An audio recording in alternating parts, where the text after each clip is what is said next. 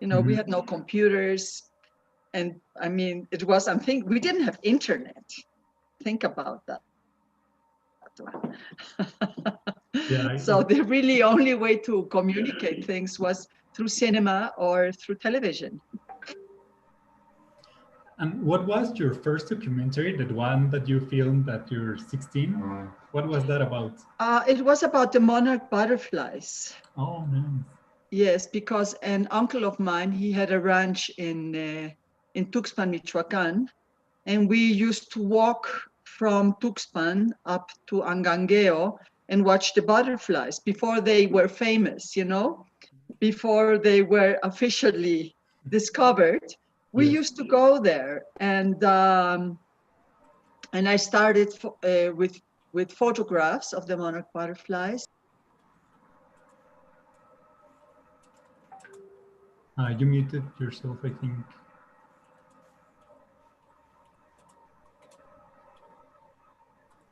You muted yourself. Sorry. Well, I'll tell you some other day. I think many people are already joining. Hi, good morning. Hola, Iván. Hola, Tia Joa. Hello. Hola, Vanessa. ¿Cómo estás? Hola. Hola, hola. I think it's Dr. Anna. Yeah. She's with Vanessa. How I am now. Vanessa, you can open your camera, Doctora. You're me, Vanessa. Now I will change. Something is happening with Zoom and we have a lot of Vanessas. Like always. Vanessa multiplication. Yes. Vanessa, Kamal, Risha. So many Vanessas. Okay, here we are.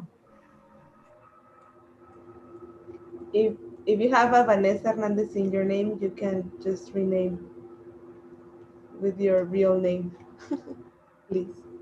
Okay, let me take a look.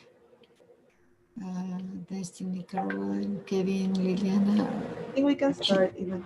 Yeah, you are 2 times. I leave you one. At the end, after Tiahoga, you are 2 times. I don't know why. I don't know what's going on with Zoom. There are some people that logged in with your name. I think because of the link, it automatically put your name on them. Yeah, that's what I was thinking of. You're right. That's why there's a lot of Vanessa runs.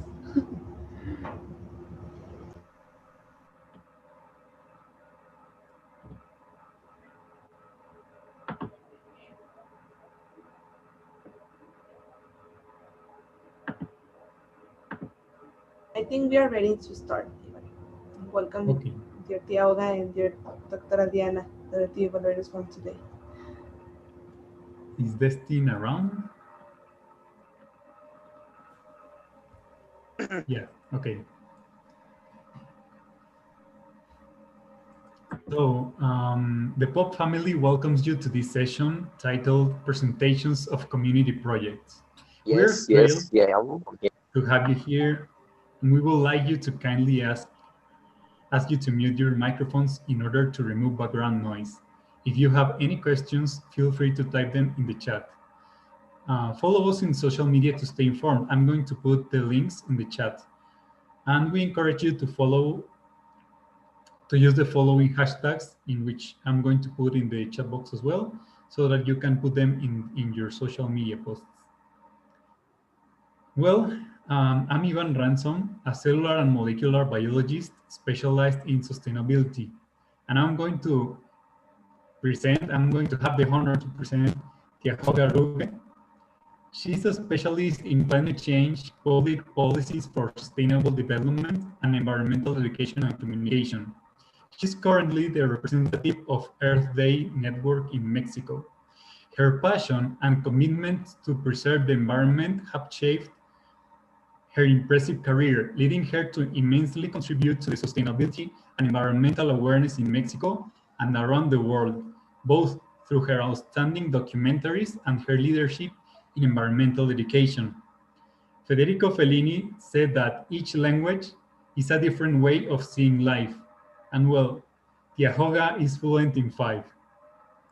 So now I'm going to give the floor to Destin. So please.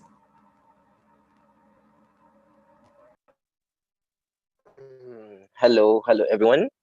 My name is Wonder Destin Austin, and I'm going to be moderating friend over there, Ivan.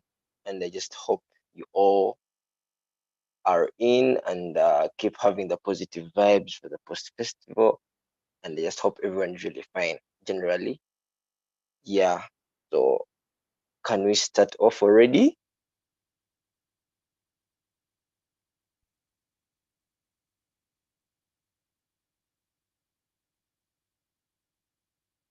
Hmm?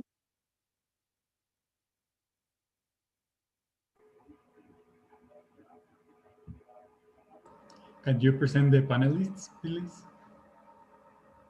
All right. So we are going to start with a presentation from Pantheism Kize, who is working on group climate change and a student in Durban University and University of KwaZulu-Natal in South Africa. So Kize, you most welcome. Thank you very much, sir. I'm hoping my mic, is loud. Let Yes. me start by saying, okay. Let me start by saying, thank you very much for the opportunity to allow me to be part of the POP movement for 2020. I actually, at the same time, currently a facilitator to some of the sessions while I'm presenting on behalf of my group in South Africa. I am going to present a presentation titled Climate Change Youth-Led Action, case study of, South African youth, a case study of youth in South African universities. So I would wish that if I can be able to share my presentation, because I have it in front of me here, if it's possible, so that I can go through it. Yeah, yes, it's fine. You can. Are you able to share your screen with us? Yes, I hope so. Let me just go through my document. All right. Okay.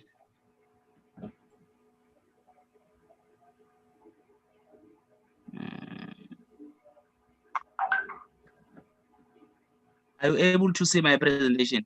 Okay, let me just, I think I need to firstly just share my screen. Okay, sorry for the inconvenience.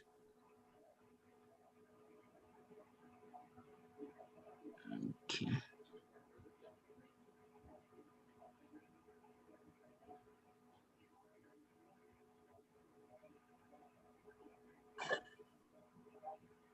Okay. Are you seeing my screen, sir? Not yet. Yes, I do see it. I do see it. My screen. Yeah. Are you able to see the presentation? No. Not yet. No. Okay. Because I could wish that I go through the slides while you are able to see them, so that I think it can make our life easier. Okay, let me try my best. Okay. Okay, I think my screen is paused for sharing. I'm not sure why. Okay. My screen is shared now, isn't?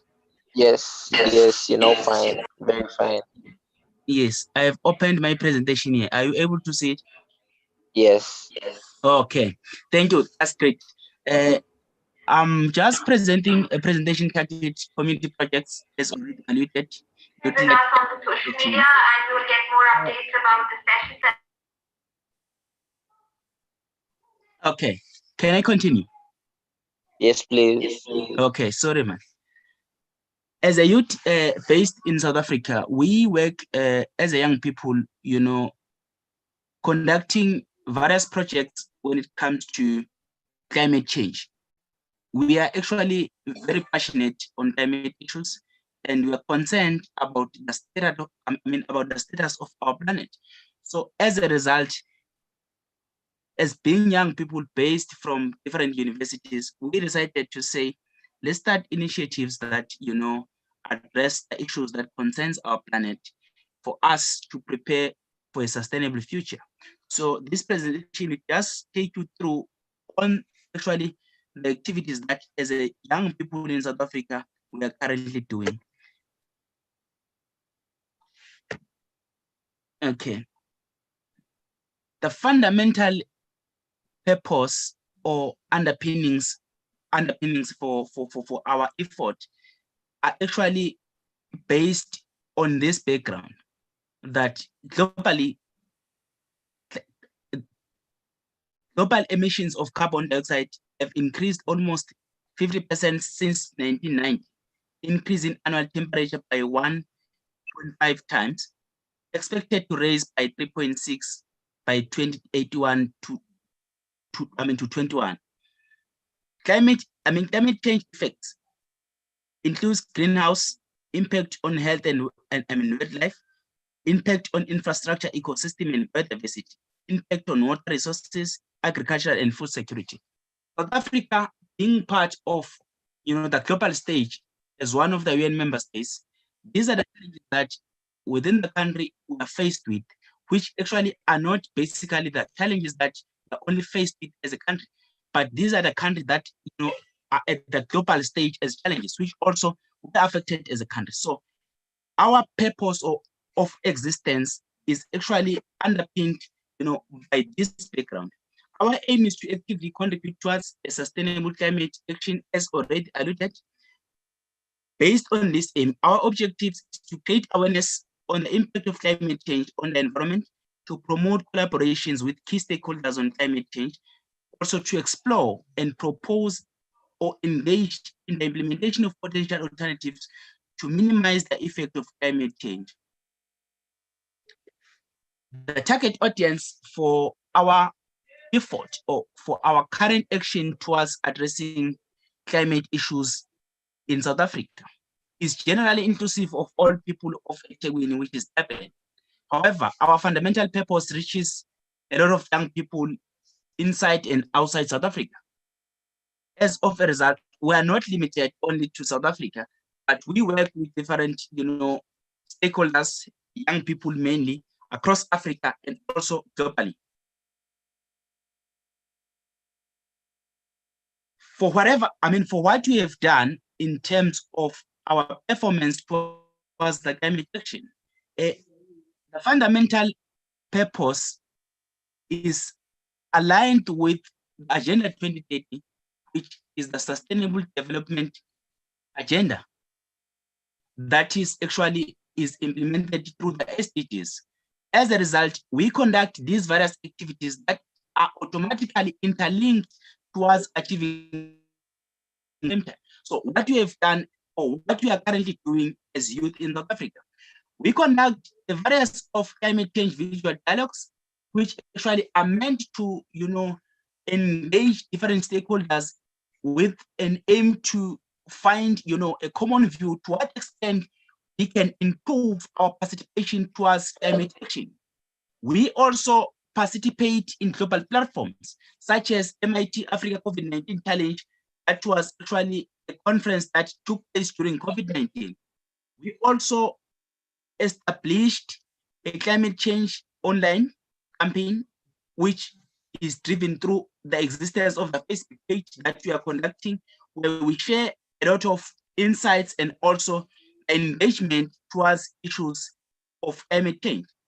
We also collaborate with different partnerships. Part of our members, some of our members are part of WESA, Wildlife South Africa Environment Society.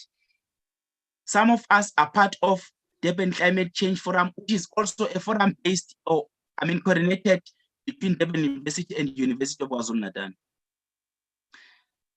Based on our effort, our members are not limited only to South African action, as already alluded. We're also part of the global stage. Some of us today are contributing to POP movement by different ways, participating as facilitators, at some point presenting, as this presentation. Okay, for us as a group, at this moment, as we have done so far, these projects, we have a variety of climate action projects, plannings that are underway. This includes recycling days, organized visual online sessions, which are continuously, food security projects within Durban and outside. Also part of our plans is to establish climate action website that is meant to actually, prepare or organize the relevant knowledge that will help to enhance the effort towards addressing climate issues. Despite us putting the effort towards, addressing climate issues, it is fact that cannot be denied that we have faced different challenges that are still currently faced. One of our challenges was COVID-19 outbreak, which limited the scope of our group. The second one was national lockdown. Given that everyone was locked inside, our action was limited as a result. Cost of data in South Africa, most of you in South Africa, given the COVID-19 issues, we work remotely. As of a result, we use data too much. So part of the youth support when it comes to data, it comes from universities, but not guaranteed. At some point, the universities are not able to support some of us, which as a result limit our effort towards addressing climate issues, because we have to conduct different meetings at different times. So at some point, us being limited when it comes to data, it becomes problematic. Network coverage issues, given the COVID-19 issues also, one would remember that there was also the network challenge where a lot of people were working remotely. As of a result, the climate, the network was at some point, having challenge for being able to be sustainable. So those are the challenges that we have faced so far as a team working towards addressing climate issues as young people. The project impact, we have been able to establish partnerships with reputable institutions such as MIT, universities, some of the prominent NGOs existing within the society. We have improved our stakeholder partnerships. We're working with different stakeholders. More young people have been mobilized, which are actually active, engaged towards addressing climate issues. Based on the action that we're undertaking in South Africa as young people, we have at some point have just drawn some lessons when it comes to effort towards addressing climate change, climate action, which relates to actually leadership. First of our, lesson is that when you address climate actions, leadership is concerned. The team must be led, the team must have leadership, which also will provide the direction. So as of a result, when it comes to leadership, we were tested during the times of COVID-19 because the kind of planning and thinking towards addressing the problem, it was limited in such an extent that the direction was needed to be provided. So as a team, this was part of the strategy that we were using, leadership, at the same time that was tested in a way that we had to come up with different strategies also now to fight climate action during COVID-19, because we could not be able to do whatever that we wanted to do as activities, as actions. But because of COVID-19, we had to speak, to think strategically in terms of leadership. To what extent we can now alternatively work towards, the issue at hand that we are addressing. The second one is consultation with mentors, and senior, supervisors. They are key towards addressing climate action. As young people, for us to be able to achieve what we intend to achieve, to have a world that is sustainable without climate issues, consultation with mentors and leadership is very critical. Also, no leadership can work in isolation. As leadership, you have to work with different stakeholders in order for you to be able to achieve what you intend to achieve. To achieve. Adaptation was part of, the lessons that we have got, that at some stages when you are when you intend to achieve something, you ought to adapt systems. One will remember that when COVID-19 hit, the kind of environment that you have brought in, it was very different, in the extent that we as people, we were forced to adapt that system. But despite the difficulties that COVID-19 has brought to us for us to work inside houses, we're able to adapt. As a result, that's why we have been able to conduct so much numerous activities towards addressing climate issues. Effective communication is key for the leadership when we are addressing climate issues. At all the times as team members, we always have to communicate with mentors amongst ourselves in any planning of activities that you conduct as young people towards addressing climate issues. The last one is a safe space is imperative for ensuring all members provide input for direction. While we're working inside houses due to COVID-19, addressing different issues that concerns sustainability, the environment was not conducive. We are not used to work inside houses. So that was part of the lesson that we have drawn from our actions towards addressing climate issues, that, at some point, for you to be able to achieve what you ought to achieve, a safe environment that allows you to do your best is very critical. So those were the lessons that we have drawn from the activities that we have been conducting towards addressing climate issues. Focal leadership recommendations.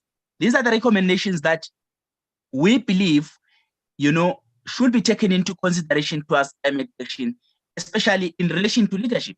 Climate action, we have recognized that climate action is not just a problem, but it's a wicked problem, which requires innovative response to deal with it.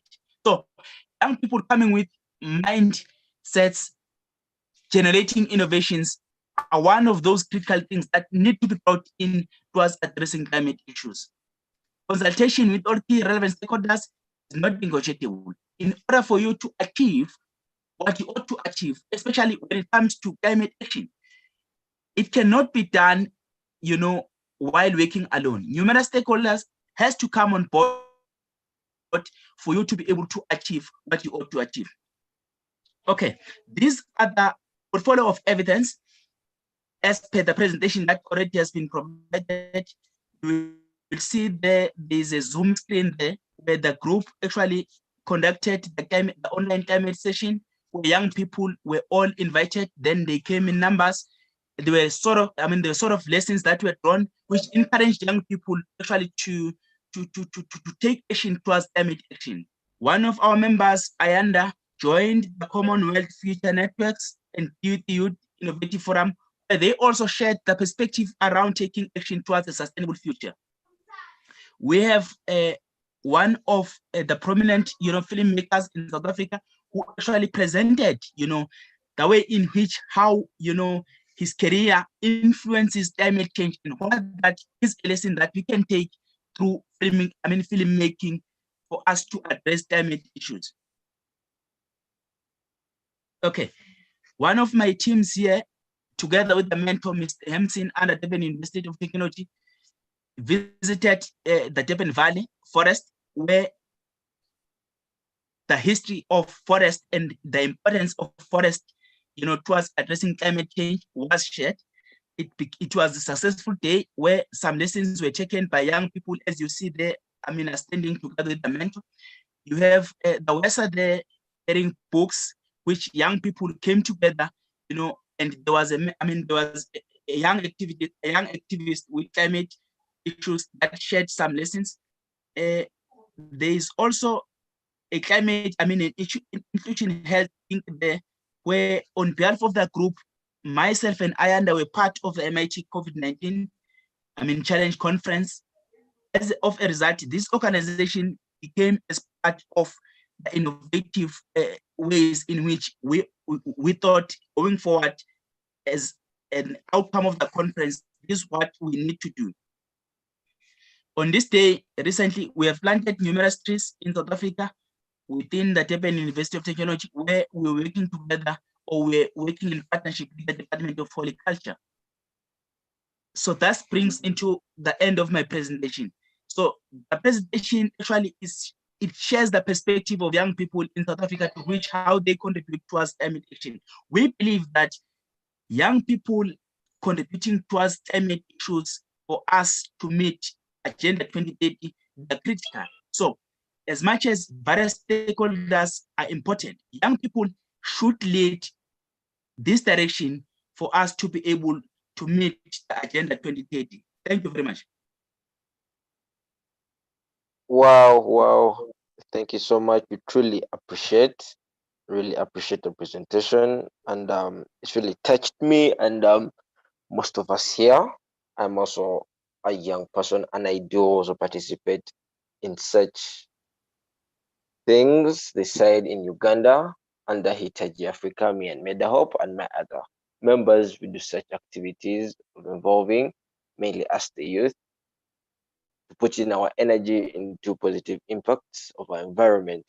So I think I don't think there are any questions. So I believe I'm just going to the next panelist, who is Monica Naupane, going to discuss about, I think, the SDGs and Center for Environment Education, and she's from Nepal. So Monica, if you are there, most welcome. The floor is yours.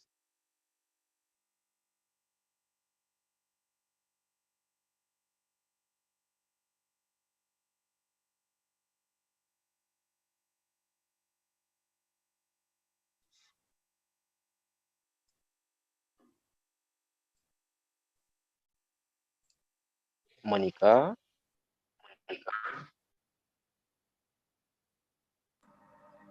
If she's not around, maybe we can start with another panelist, and then we continue with her when she arrives.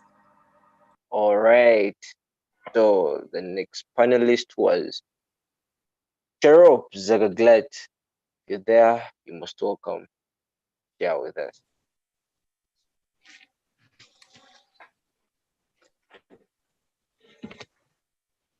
Hi, everybody. Cherop here. I hope you can see my screen. Yes. First of all, I'd like to say thank you to Pop Festival for inviting me to speak today. So my name is Cherop Soy. I'm from Kenya, and I am an eco warrior, and I am a force to be reckoned with. I run the blog www.ecowarriorkenya.com to raise awareness about our environment.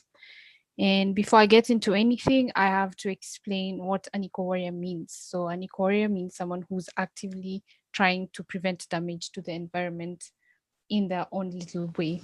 And I am going to go to my blog and give you a glimpse of how it looks and what I do. I love writing and I love the environment, and I merged my two passions together, and I decided to document my journey on going green. And it's a personal journey, but I would like for all of us to walk the journey together. So this is me, and I love life, and I love life on this planet, and I wish for this planet to be enjoyed by many more generations to come. My blog is my way of taking a stance against climate change, and I focus on Sustainable Development Goal number 13, but I also touch on renewable energy, so that touches on SDG 7. And this blog pays homage to my hero, who's the late Wangari Maathai, whose legacy continues to live on. The aim of my blog, why should you join me in this movement, is to reverse climate change, as every day is getting hotter than the one before. We need to reduce pollution. If you don't have any reason why you should go green or be kinder to our environment, at least do it just to save the money. We also have to do it for the future, because we owe them that much. We owe the future generation that much. The environment also affects our health in a great way. As we can see from the COVID-19 pandemic, our health has been affected, and it has highlighted that although it's a crisis, we need we need to do more about the environment because the environmental crisis is urgent and it can't wait. And you should go green just because. So these are some of my favorite quotes from 3 people. So there's no such thing as a way. When we throw anything, it must go somewhere.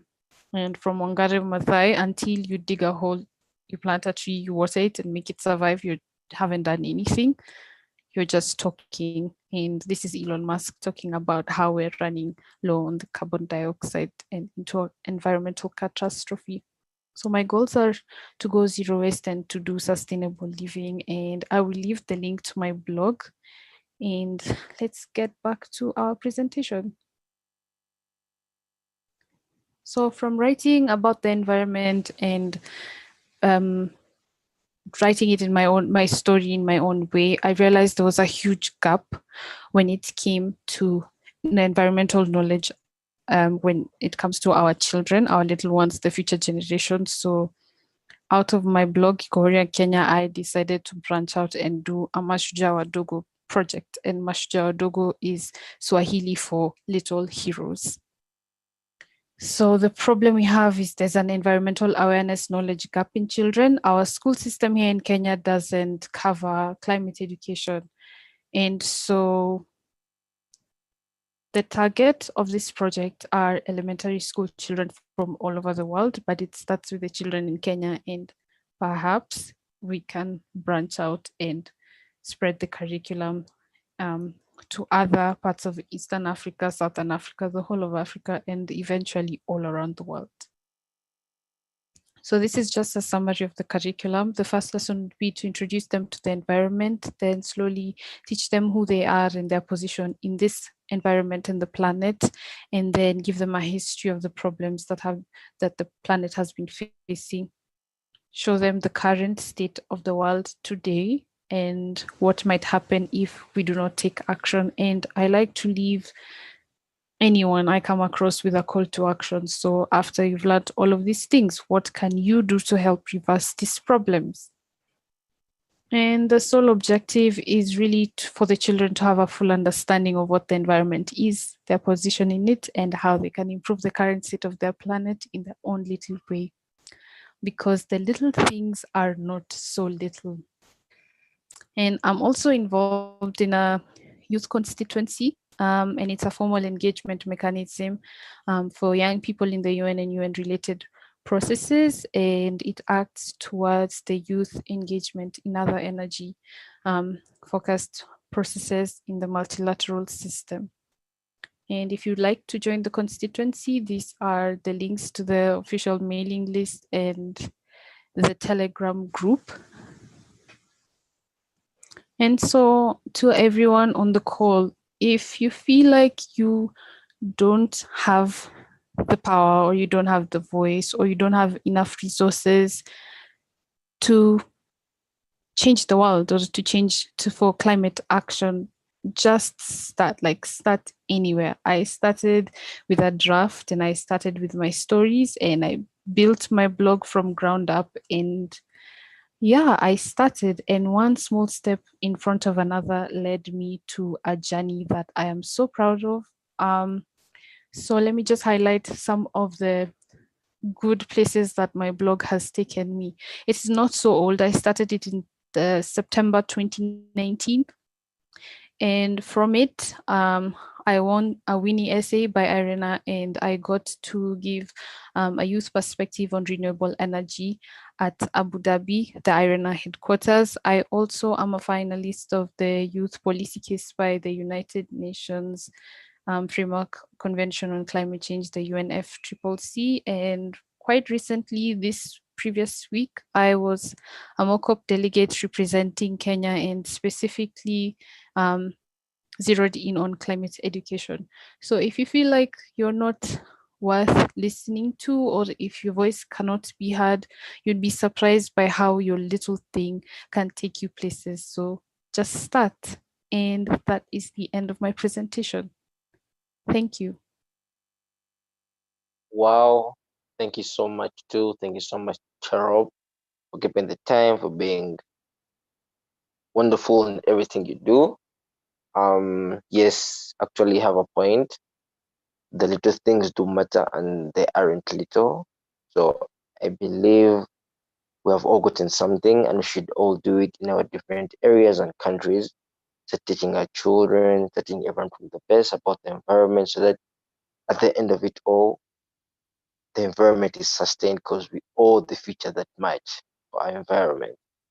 And all right, I think now we are going to the next interactive presentation from Lilia Marzetti. If you're there, you're most welcome. The floor is Hello, yours. everyone. Okay, great. I'll share my Hello. screen. Actually, my presentation first. Thank you so much for inviting me to present, actually. And okay, should be on. Okay, Yeah, so we are European Footprints, and the European Footprints is a project on the Sustainable Development Goals, which was developed 2 years ago by the European Commission trainees at the time. Then everyone moved on with their life, they become adults and they start working, and with the NGO World's Largest Lesson. The aim is to show young Europeans' viewpoints on the SDGs, and we ask the participants to share their stories, their storytelling around their grassroots projects in different realms, asking the question, what do they care about? So far, we have involved 37 young Europeans from all EU member states. And also I'd like to remember that, it's true that we are all European, but I think that we think that Europe is a state of mind. And as the project moves on, we are involving more and more people from all over the world. We have created 3 videos, and I'm going to show you one today. And we have subtitles them in more than 20 different languages. And we also published a storybook, which is available for free. And I'll give you the link later on. And this storybook is actually used as a teaching tools throughout schools in Europe, but also has been used in Thailand and in the US as well. So they really resonate with what Kerup says. And before asking you the question, what do you care about? I'm going to show you the video. And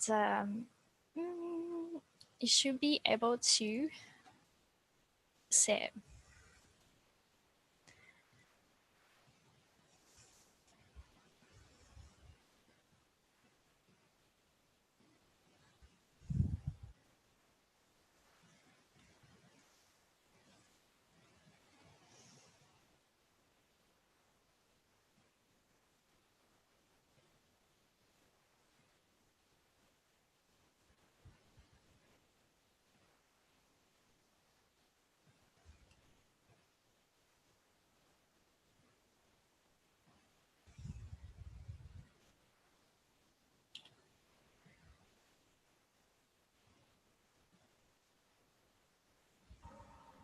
The audio isn't working. I think while sharing the screen, you haven't selected the audio option. No, I'll tell you what happened.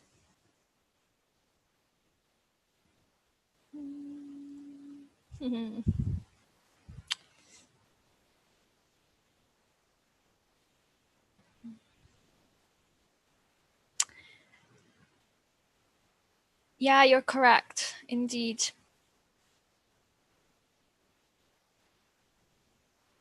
I'm not sure I can share the audio actually, because I'm wearing a headset. Yes, if you could share screen with audio, it should be fine.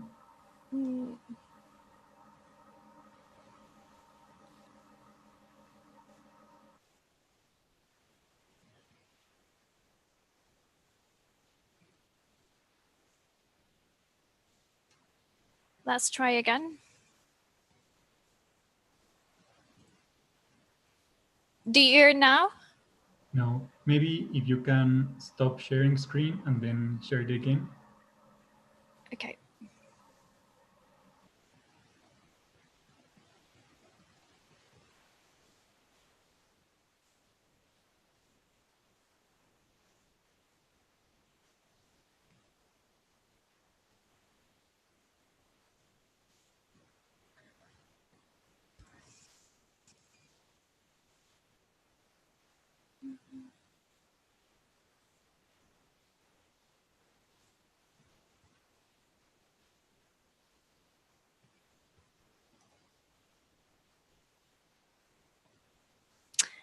No, I don't think I can. Okay, then you can proceed to show us the video. I'm just going to put subtitles on actually, and so that you can follow the screens, and then I'll leave you the link in the description. Sorry about that. Okay, thank you very much. Don't worry. I can try sharing the screen if you share with me the link. Say that again, sorry. Yeah, I was telling you that I will try to share the screen if you share with me the link. Yes, indeed, that'll be good. Thank you very much. You're welcome.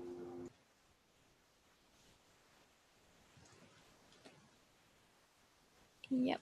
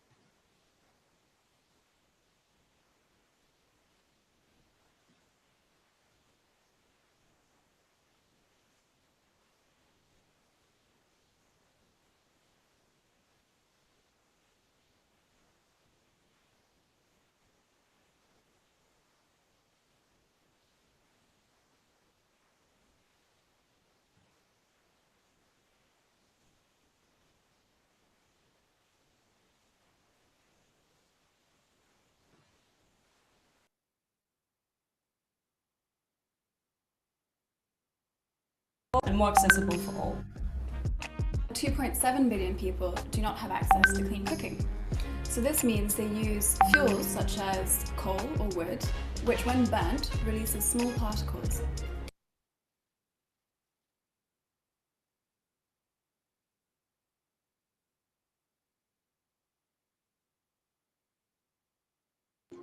I just wondered that it was a little bit frozen. I will play it again since the beginning. That's okay? Yeah. Ivan, Destiny? Yes, please. Thank you.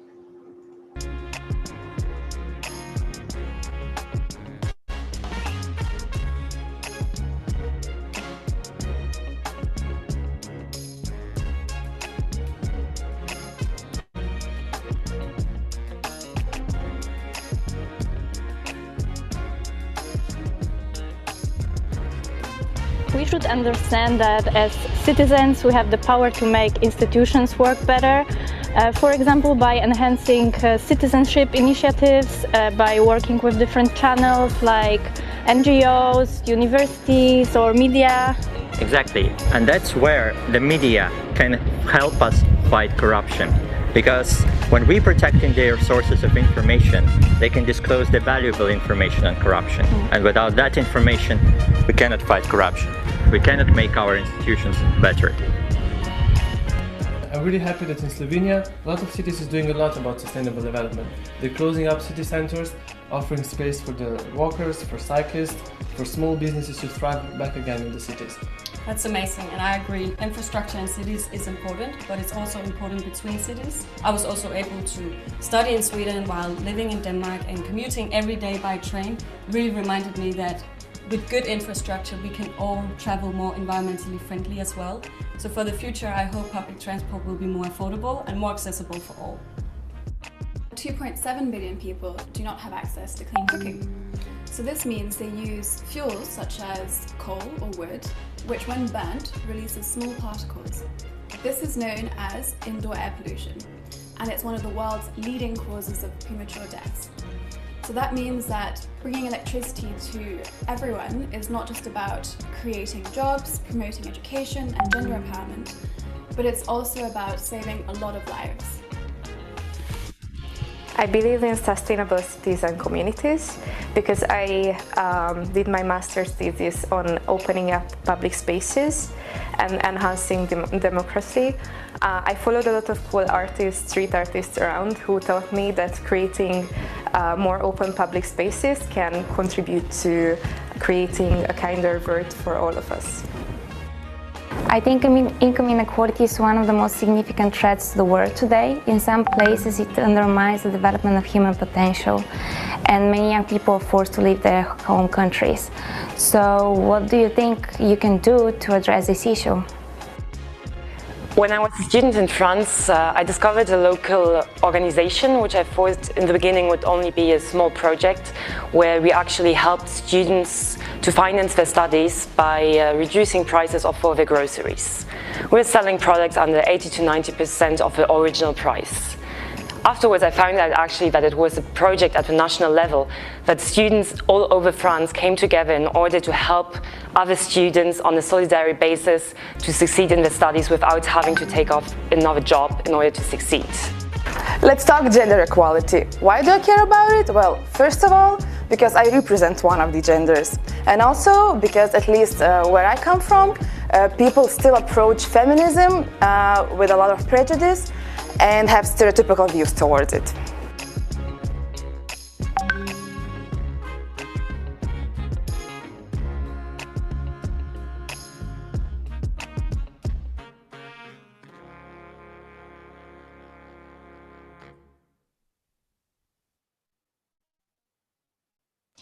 Thank you. Then I'll back to share the presentation. So yeah, I'd like to ask you to write in the chat maybe what do you care about. Some people I've shared already during the presentation, but it'd be good to hear from Ivan as well and everyone who is here today to share what do you care about. And something that we have been working on is connecting the storytelling of different people to what they care about. And I'll ask you to maybe start thinking about these questions and writing in the chat. When did you start caring about the climate and the environment? And if there was maybe a particular moment that you can remember. What action are you taking on climate change right now?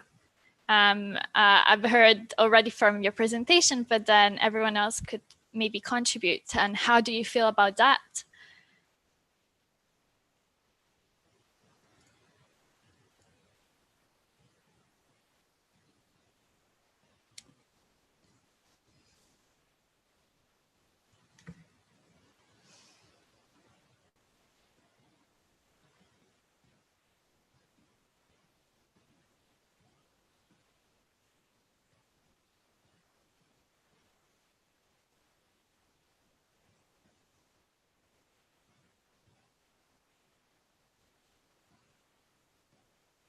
Okay, very nice. I started taking climate action when I saw a lot of trash in the beach.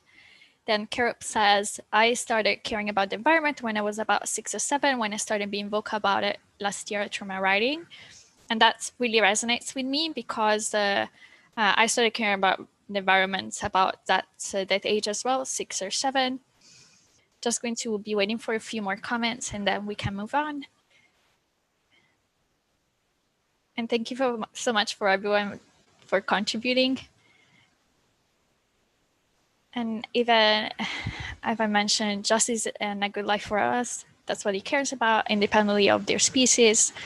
And when I was studying BC's Bachelor of Science in Biology, I planned to study animal conservation, but I realized that maybe wolves would be extinct by the time I finished the career. So I changed my focus towards climate change. That's very profound. And so here are and then Ivan co-founded a project to benefit people and the environment. So here, of course, are the Sustainable Development Goals. I'm pretty sure everyone knows them in this amazing group. But now I'm going to ask you, which SDG do you feel more connected to? Because that's what we do in our project, the European Footprints, we try to personalize the SDGs based on people's stories, personal stories. So I'm going to ask you, which SDG do you feel more connected to? SDG 13, yes, Carol mentioned. 13 and 14.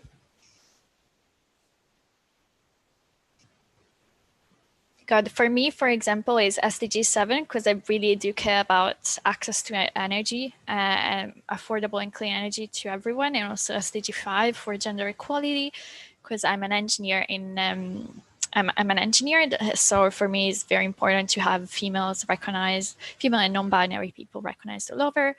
And Vanessa mentioned 7s as well.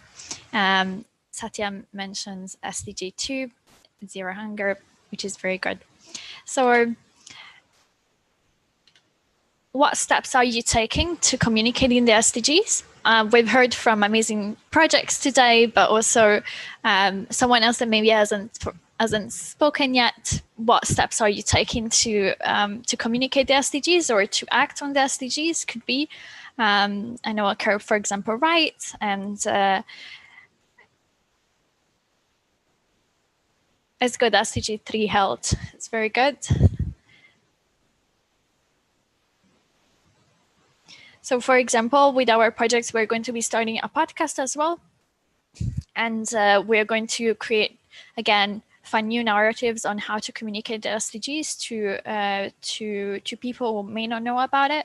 So I invite you to break out of your bubble and try and communicate the SDGs to someone who doesn't know. So for me, would be my extended family, my uncle or my aunties that don't usually work with the SDGs. So for me, is my personal battle. And yeah, indeed, I agree with what Evan says. Our Resilience 2020 project has a positive impact on the SDG 17, which is Partnership for All. And so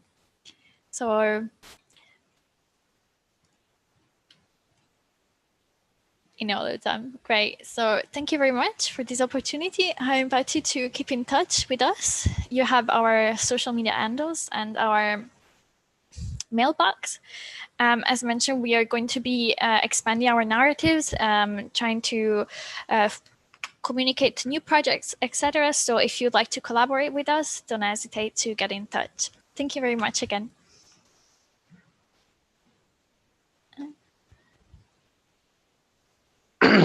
All right, thank you too so much. Thank you.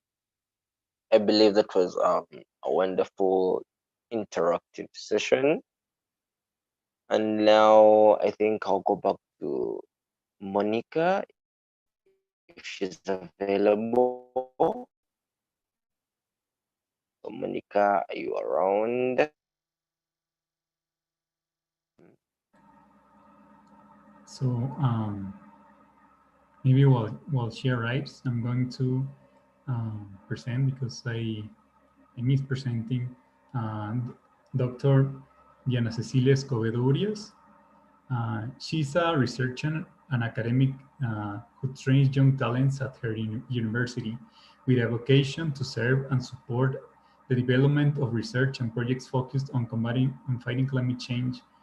She's a great leader, biologist from the Universidad Autónoma de Occidente in Sinaloa, Mexico.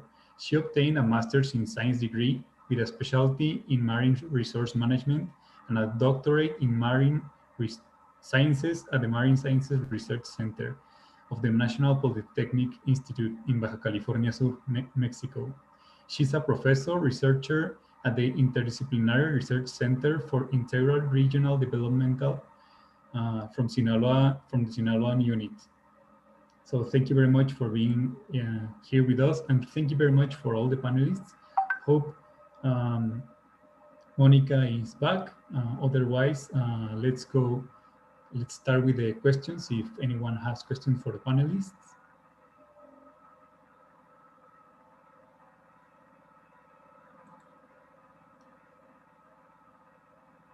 Yes, well, I suppose Monica from Nepal is not here. So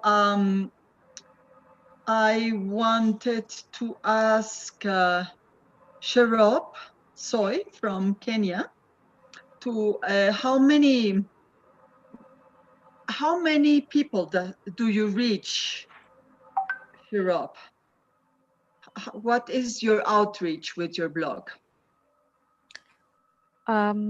I can say in terms of percentages because I don't know exactly how many people read the blog, but the numbers have gone up by around 45% since we started. And yeah.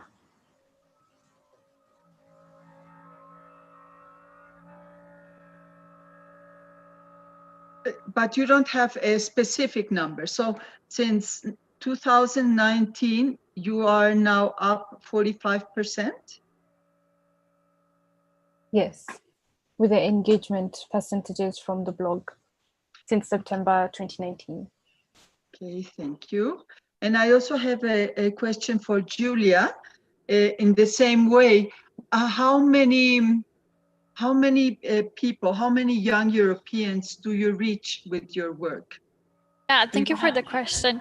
So our videos have about 500 views each. So we did 3 videos and it's 1,500.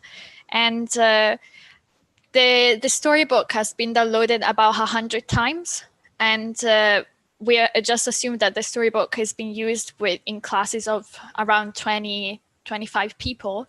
So definitely we've reached about, I would say in the low 5,000 people overall, including children and of course videos, and we have social media presence in Instagram and Facebook as well, and there we have about 500 followers. So I'd say, yeah, around probably 5,000 overall impressions. Okay, and do you have plans or a strategy on how to have a wider outreach?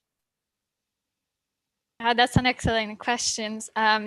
So the project is now has now won the accelerator for Coalition Wild, and we're planning to scale it up through them.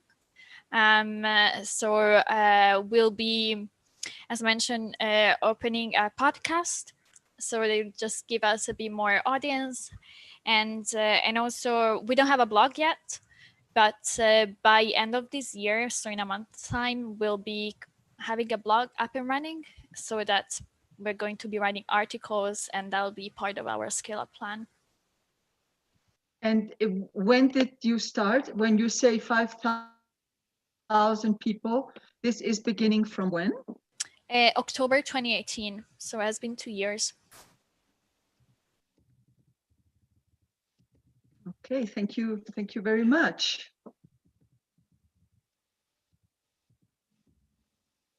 So there's this question in the chat box. It says, Peninsular Southern America is particularly prone to increased temperature and rainfall inconsistency. Significant parts of the country are hot, dry, and drought-prone. This must have had huge impacts on how the eco-warrior approach. What has been the response of youth and students, and how have they been mobilized?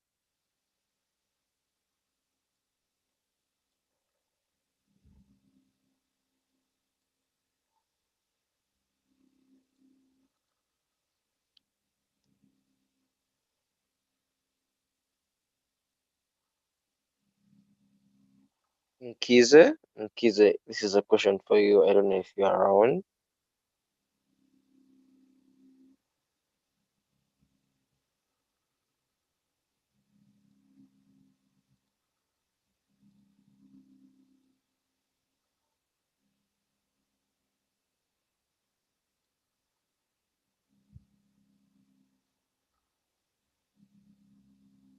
Well, that question is open to anyone. I want to make a question to Sharop. Can I? Sure, please go ahead. Hi, Sharop. Hi, everybody. I'm very happy to know this project I very I have a hope for the future. Thanks for everybody to work for good for everyone. Cheryl, I love your project, but you have education for children, a program of education for children.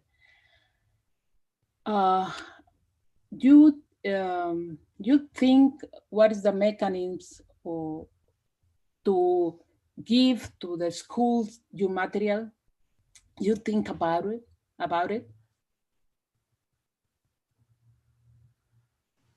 Cheryl? Yes, thank you, Diana.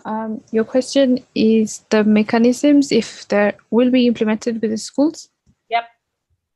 Yes, it is part of the extra curriculum. How I will implement it is like we do have school clubs, like the wildlife club, the environmental club. So it is not part of the curriculum yet in the school system. So as a part-time will be like playtime, how children have piano classes. There will be eco-warrior lessons where they plant trees and they paint and they learn about the environment and do projects that will empower them and teach them more about the environment that they normally wouldn't get in the school system's curriculum.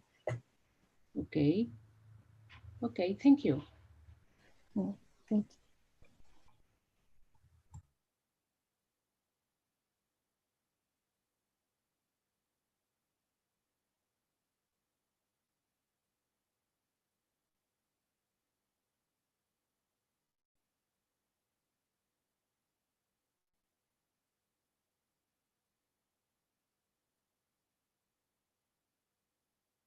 Can I make another question?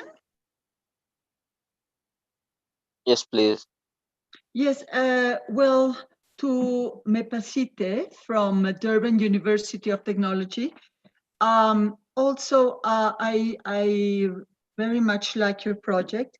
And can you also tell me how many people are you reaching? What is your outreach? You know, I think in times of this pandemic, how many people we reach and how we reach them is very important. So it would be important to add numbers. Which numbers would you manage? What would you say? How many people are you reaching?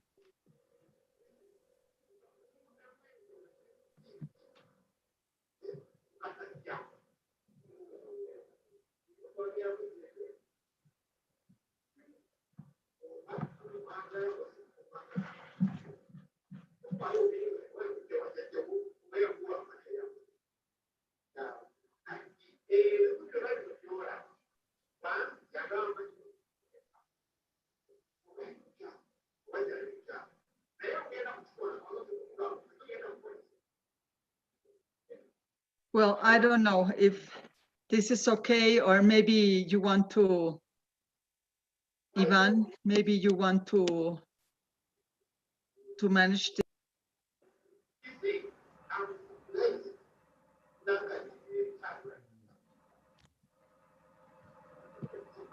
Ivan, where are you? Yeah, here. So Yeah. I think Mela has raised her hand. So do you want to say something? Please go ahead. Right. Hello, everyone. My question is directed to Chiro. So you talked on more of having a curriculum that will more of empower youth in relation to environment activities, right? So I was more of giving a suggestion or asking if it's possible. How about you try dealing with the already existing environmental clubs of institutions? Because in most cases, I think it would be easier to implement it that way, whereby you try to see that institutions have environmental clubs and then you go and influence youth there to become leaders, probably share your vision with them, and then they are able to bring up what exactly you are hoping to instill in people. So are you making it as an outside project whereby people come and take part in it, or you also do it within institutions in Kenya? Thank you for that question, Meta. It's not a youth curriculum directed to the youth. It's a youth-led project directed towards the children, because the children are not really included in terms of climate education here in Kenya. Yes, there are environmental clubs, but they do focus more on high school children or children above the ages of 12, 13 and above. So through these environmental clubs, like the Wildlife Club of Kenya and the KWS, that's how I plan on approaching the schools. But it is watered down to the level of an elementary school child, and the projects are very basic for them to understand basic concepts like pollution, extinction, and also renewable energy, but very simplified for the children to understand them. So it's not a youth's curriculum, it is a children's curriculum run by a young person. I hope that answered the question. Yeah, it does.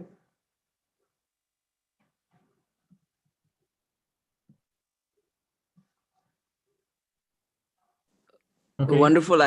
Sorry, Ivan, I think Dr. Tia Hoga had a question for someone. I'm not sure who it was for, but I don't think we got a response. And the question was about how outreach is conducted with youth, especially during the pandemic, to get an idea of how that reach is working.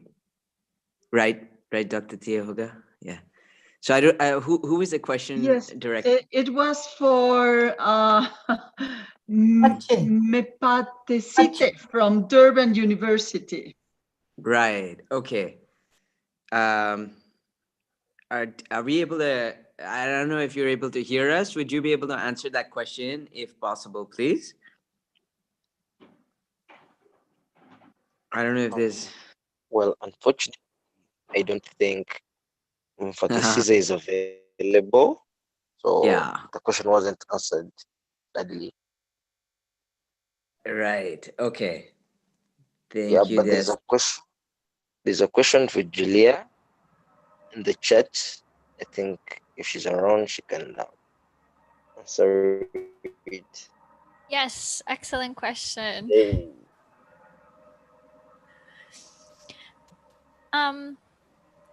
I think, as mentioned, our challenge we face now is just to create new narratives and advocate for stories that we haven't advocated for. So a topic that we want to bring forward is around mental health. And for example, how mental health, because of course it's connected to SDG 3, and we've all faced challenges in our mental health during this pandemic, for example. And that's something we will be working on, and also just finding new means of sharing these stories. So I mentioned podcast is one, because it also is about accessibility, and so far I have to say that our material is available in English with subtitles for the videos in 20 different languages. But something else we'll be working on is to increase the number of languages, starting from French and then Spanish as well, to just widen their reach. Because of course, these material we created can be used as an English tool and as a civic awareness tool, but also we're just assuming that people would have the necessary English skills to use them, which may not be the case, and that's why translating them in different languages is one.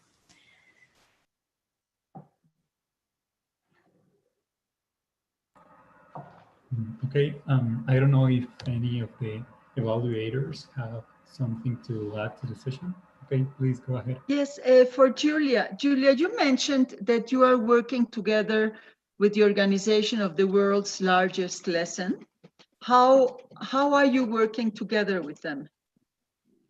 Yeah, so when the book was created, when the storybook was created 2 years ago, it was them approaching us, and the book features on their website. But after the storybook has been created, then they host our storybook. But at the moment, we are just doing different things. Thank you.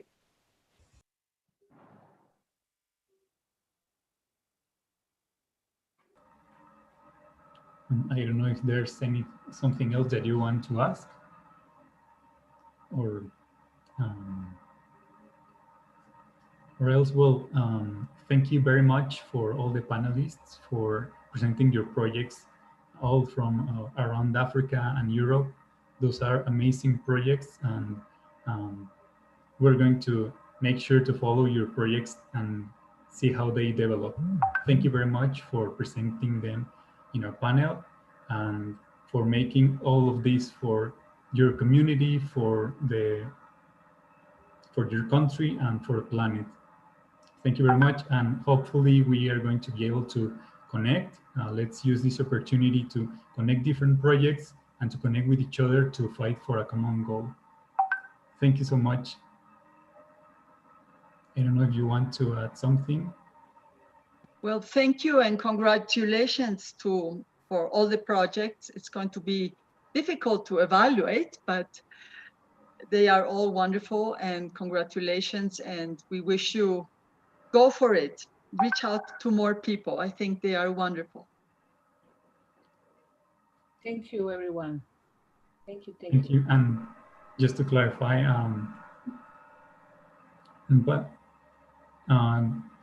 our panelist lost connection. That's why he was not able to answer the other questions, but we also appreciate his work, and well, let's consider this. Saturday is going to be the closing ceremony, so hopefully we're going to see you all there. Thank you so much. Doctora Diana, do you want to say something? Oh, I'm so happy to stay here. Thank you, Ash. Thank you. Thank Dr. you. Yeah, I'm very, very happy to know people like them. Thank you. Very, very great persons, and I'm follow you all time. Start now and go for your project. Go for your project.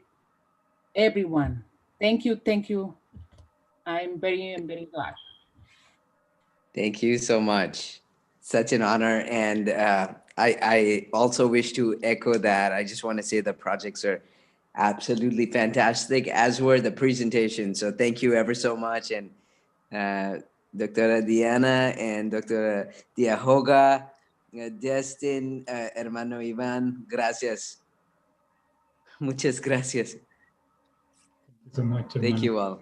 Thank you all. Muchas gracias and congratulations. Thank you. Exactly. Yes. Thank you all so much. Take care. Thank you for the Bye-bye. evaluators for their time. Bye-bye. Thank you. Thank you Many too. thanks to all of you.